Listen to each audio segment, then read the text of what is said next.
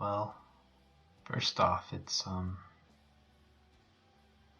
describing reality in a way that says there is only one thing that truly matters.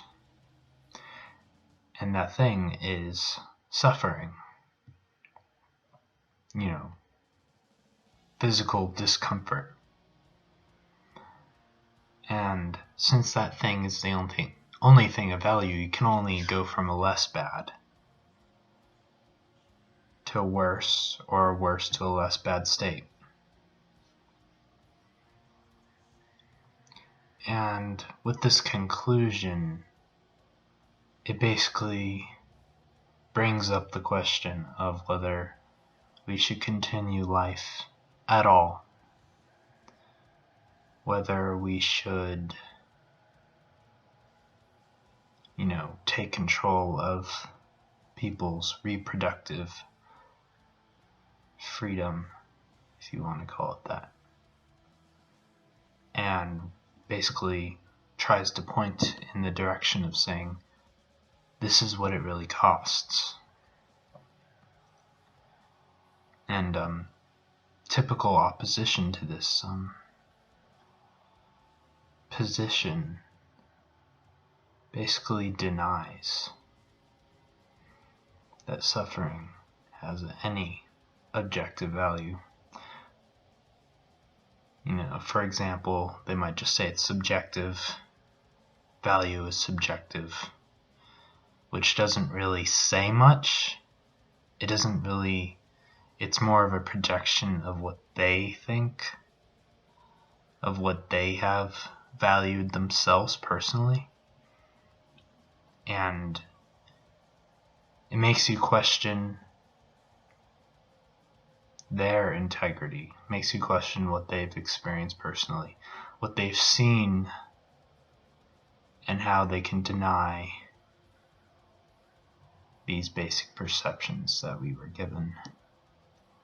And then this position also assumes that you're probably an atheist, that you don't believe in an intelligent design, that we weren't brought here for some specific purpose, and that word is very flawed. It only exists because we were here to create a need in the first place. So if you don't believe we evolved from a single piece of DNA, and that we were brought here for some other reason, vague and unnamed, then this probably won't make much sense to you, or you won't agree with it. But until you personally can say whether or not there is something else to be valued objectively, that you have experienced hard discomfort and suffering, that you've seen it and that you have witnessed how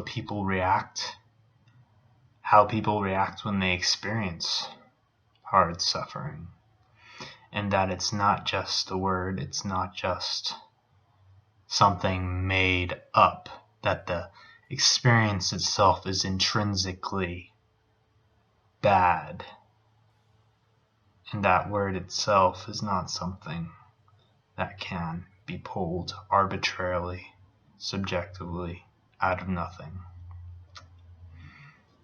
That by evolution we were given tools to perceive reality with, and from that we can make value judgments. Logic can validate the axioms, conclusions we may draw from them. And so antinatalism is basically saying, let's stop. Let's stop this life game. Let's stop creating new sentient creatures, feeling beings, perceiving reality. Let's stop that, because there's nothing to be done here. There's no good that can come from it. And any good you might think that can come from it is really just your own personal bullshit. It's not quantitative. It's essentially worthless. You are essentially worthless beyond the fact that you can feel hard discomfort. You know, if it was just a pinprick, as some people like to force this argument into, psychologically, yeah, we could probably just negate the facts that there is nothing really to do here. And we'd probably just, get drunk and have fun forever, right? But that's not the reality. And the reality isn't ever going to be something people want to look at.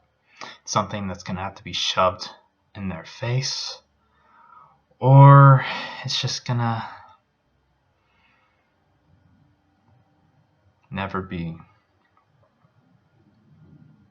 realized. And there is a consequence to that. Consciousness will suffer. And that sucks. Antinatalism says, create no harm. Have no new life. Because that's all it can do. It's create harm. And so far, life is not fail-safe.